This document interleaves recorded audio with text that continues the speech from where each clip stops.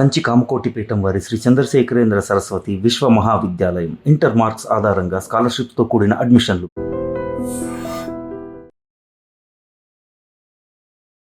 Hi hello నమస్తే welcome back to iDream media.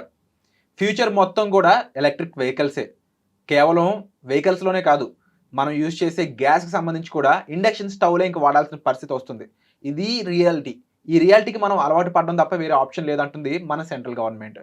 ఒక రకంగా పెట్రోల్ వెహికల్స్ సంబంధించి లేటెస్ట్ న్యూస్ ఇదే అయినప్పటికీ దీంట్లో మనం చాలా విషయాలు నేర్చుకోవాలి. అంతేకాకుండా ఇన్వెస్ట్మెంట్ పరంగా, స్టాక్ మార్కెట్ పరంగా కూడా oil industries or oil sector ఏదైతే ఉంటుందో వర్సెస్ ఈ పవర్ సెక్టర్, వీటి పర్ఫార్మెన్స్ ఏ విధంగా ఉండబోతుంది ఫ్యూచర్లో తెలుసుకుందాం. ఈ విషయాలని మనకు తెలియజేయబోతున్నారు ఫైనాన్షియల్ ప్లానర్ అయిన రామచంద్రమూర్తి గారు. సార్తో మాట్లాడదాం. Hi sir. హాయ్ అండి. సో ఈవీ ఏదైతే ఉందో ఇదే ఫ్యూచర్. మనకి స్టాక్ మార్కెట్ పరంగా ఈ ఆయిల్ ఇండస్ట్రీస్, ఆయిల్ స్టాక్స్ ఏవైతే ఉన్నాయో వీటికంటే కూడా పవర్ స్టాక్స్ ఫ్యూచర్ మొత్తం పర్ఫామ్ చేయబోతున్నాయి అన్నట్టు కనిపిస్తూ ఉంది. ఇందులో ఎంతవరకు సత్యం ఉందంటారు? యాక్చువల్గా అంటే ఇప్పుడు 2030కి ఈ ఎలక్ట్రికల్ వెహికల్స్ రావాలి అని అనుకున్నాము.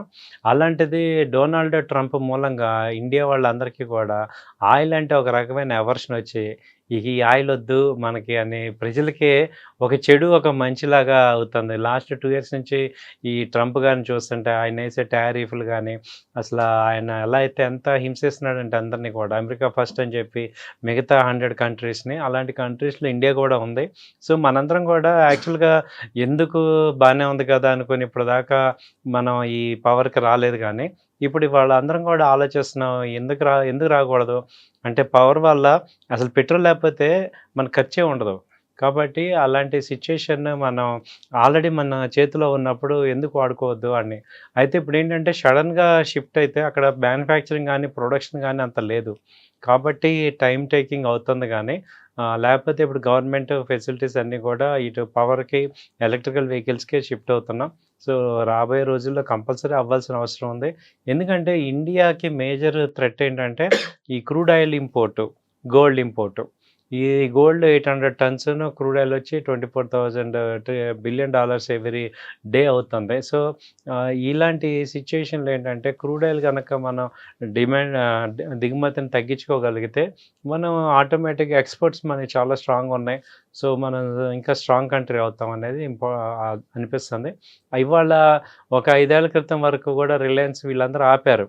ఏది ఇప్పుడు మా ఆయిల్ కంపెనీలు ఏమైపోతాయని. ఇప్పుడు ఏంటంటే ఆయిల్ కంపెనీలకి ఆల్టర్నేట్ ఇచ్చారు. కాబట్టి ఇప్పుడు ఎలక్ట్రికల్ వెహికల్స్ కంపల్సరీ మూవ్ అయ్యే ఛాన్సెస్ ఉన్నాయి. సో ఇప్పుడే మీరు చూసుకుంటే లీడింగ్ కంపెనీస్ అన్నీ కూడా ఎలక్ట్రికల్ వెహికల్స్ వచ్చేసాయి. సో మనం కూడా ఏంటంటే అవేర్నెస్కి వచ్చేసి తీసుకోవటమే. ఇప్పుడు మీరు మళ్ళీ అనొచ్చు ఏంటంటే ఇప్పుడు మళ్ళీ ఈ ఛార్జర్ పెట్టుకోవడానికి పవర్ బాగా అవుతుంది కదా అని. ఇప్పుడు దీనికి ఏంటంటే మనకి న్యాచురల్ పవర్ సన్లైట్ ఉంది కాబట్టి ఇవాళ నెక్స్ట్ మనకు అర్థమైంది ఏంటంటే ప్రతి ఇంట్లో కూడా సోలార్ పవరు, అలాగే ఈ ఎలక్ట్రికల్ వెహికల్, ఈ 2 కనెక్షన్ వచ్చేస్తాయి ఇన్బిల్ట్. ఇల్లు కట్టేవాళ్ళు కానీ అందరూ కూడా పైన ప్యానల్స్ పెట్టేసుకోవటం, కింద ఛార్జింగ్ ఇచ్చేయటం అనేది జరిగిపోతుంది ఒక నార్మల్ ఈవెంట్ లాగా. ఇప్పుడు మీరు అన్నట్టు ఇప్పుడు ఇండక్షన్ పొయ్యిలు కూడా ఇక అసలు మనం ఈ ఎల్పిజి మీద కూడా డిపెండ్ అవ్వకుండా దాదాపు ఇండక్షన్ కరెంట్ పొయ్యి మీద తీసుకోవటం అనేది కూడా జరుగుతుంది. అలా జరిగితేనే మన ఇండియా సస్టైన్ అయ్యే ఛాన్సెస్ ఉందండి. కొంతకాలం క్రితం, కొన్ని సంవత్సరాల క్రితం డిమానిటైజేషన్ టైంలో ప్యూర్గా మనం ఎక్కువ క్యాష్ వాడడం కన్నా కూడా యూపీఐకి అలవాటు పడ్డ ఒక ట్రాన్స్ఫర్మేషన్ ఉంది సార్. అలాగే ఇప్పుడు ఈ ఫ్యూయల్ సంబంధించి ఏదైతే ఉందో కంప్లీట్గా ఈవీ మోడ్లో ట్రాన్స్ఫర్మేషన్ ఏదైతే ఫేజ్ ఉంది, దీనికి సంబంధించి ఎటువంటి లాభాలు చూడొచ్చు, ఎటువంటి కాస్త ఛాలెంజెస్, నష్టాలు అనలేము కానీ ఛాలెంజెస్ చూసే ఛాన్స్ ఉందంటారు? ఇప్పుడు ఇన్ఫ్రాస్ట్రక్చర్ ఇంకా డెవలప్ అవ్వలేదు సార్. ఎలక్ట్రికల్ వెహికల్స్కి ఏంటంటే ఛార్జింగ్ స్టేషన్స్ ఇప్పుడు ప్రతి పెట్రోల్ బంక్లో కూడా 2-3 ఛార్జింగ్ స్టేషన్లు పెట్టేస్తే అయిపోతుంది. ఫ్యూచర్లో ఏంటంటే అదే పెట్రోల్ బంక్లో ఎలక్ట్రికల్ ఛార్జర్స్ ఉంటాయి. రెండోది ఏంటంటే ఫాస్ట్ ఛార్జింగ్ ఎక్కడానికి కూడా చూస్తున్నారు. ఇప్పుడిప్పుడే 500 కిలోమీటర్స్ రేంజ్ ఇప్పుడే వచ్చింది. అంతకుముందు అంతా 100, 150, 200 ఆ రేంజ్లో వచ్చింది. ఇప్పుడు 500 మినిమం అయిపోయింది ఛార్జింగ్ పెట్టుకుంటే. అలాగే మెయిన్ ఏంటంటే చిన్న చిన్న పల్లెటూరులో కానీ ఆ రూరల్కి వెళ్ళినప్పుడు ఈ ఛార్జింగ్ ఏదైనా ప్రాబ్లం వస్తే ఏంటి అనేది అదొకటే మేజర్గా ఉంది. సో ఎలక్ట్రికల్ వెహికల్ అందరికీ ఓకే, కానీ ఛార్జింగ్ పాయింట్స్ ఒకటే పెట్టుకోవాలి. దానికోసమే పవర్ స్టాక్స్ ఇప్పుడు టాటా పవర్ కానీ, అదాని పవర్, రిలయన్స్ పవర్, ఈ టొరెంట్ పవర్, ఈ పవర్ కంపెనీలు అన్నీ కూడా ఇప్పుడు వాళ్ళకి అసైన్ చేశారు ఛార్జింగ్ స్టేషన్లు పెట్టాలని. రాబోయే ఇవాళ ఈ ఇయర్ దాదాపు 70,000 ఛార్జింగ్ పవర్ పాయింట్లు పెట్టే ఆలోచనలో ఉన్నారు. ఇది అన్‌ఎంప్లాయ్‌మెంట్‌కి కూడా ఇస్తున్నారు. రాబోయే రోజుల్లో ఈ పెట్రోల్ బంకుల్లో ఛార్జింగ్ పెట్టేసేస్తే ఆటోమేటిక్‌గా మనం ఇది మనకి పవర్ సెక్టార్ అవుతుంది. ఇప్పుడు ఈ పెట్రోల్ బంక్సే ఇప్పుడు ఏమవ్వాలంటే ఇప్పుడు మామూలుగా టూ వీలర్ వెహికల్స్‌కి అదివరకు ఇప్పుడు హీరో హోండా గానీ ఇవి ఏం చేసాయి, ఎలక్ట్రికల్ వెహికల్స్ ఎలా అయితే మ్యానుఫ్యాక్చరింగ్ చేస్తున్నాయో, ఇప్పుడు ప్రెజెంట్ పెట్రోల్ బంక్స్ ఏం చేయాలంటే ఆటోమేటిక్‌గా ఛార్జింగ్ స్టేషన్స్ పెట్టేస్తే అదే ప్లేస్‌లో వాళ్ళకే మళ్ళీ రెవెన్యూ వస్తది. కొత్తగా లూజ్ అయ్యేది లేకుండా. సో అలాంటి ఆల్టర్నేట్ చేసుకోవటం వల్ల, ఎందుకంటే మనం ఎక్కడ చూసినా పెట్రోల్ బంక్స్ చాలా ఉన్నాయి కాబట్టి దానిలోనే పెట్టేస్తే బెటర్ అనిపిస్తుంది. అండ్ డెఫినెట్లీ ఇప్పుడు ప్రొడక్ట్ అనేది బాగా సక్సెస్ అవుతుందని తెలిసాక దాని రిలేటెడ్ ఇప్పుడు పబ్లిక్ సెక్టార్లో కంపెనీస్ అన్నీ కూడా బాగా పర్ఫామ్ చేస్తాయనే కదా సార్. మరి ఆ రకంగా చూసుకుంటే ఇప్పుడు ఇది టైం అంటారా? ఇప్పుడు ఆ రీబ్యాలెన్సింగ్ ఆఫ్ స్టాక్స్ కానీ మార్కెట్లో కానీ మనం చేయాల్సిన టైం వచ్చిందంటారా? మేజర్గా పవర్ ఇండస్ట్రీలోకి మనం ఇన్వెస్ట్ చేయడానికి టైం?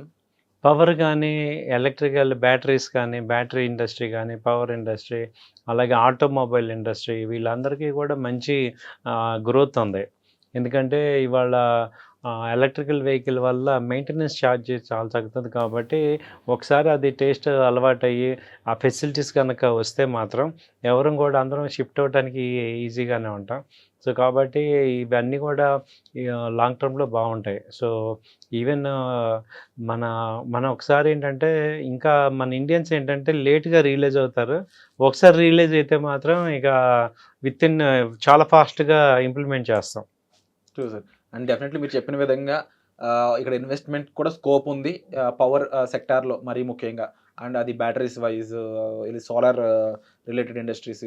సో దీనికి సంబంధించి క్లుప్తంగా ఎటువంటి ఈ ఇన్వెస్ట్మెంట్ చేయాలి అని మీకు కావాల్సినట్లయితే డీటెయిల్స్కి సంబంధించి మీరు సార్ని డైరెక్ట్గా సంప్రదించవచ్చండి.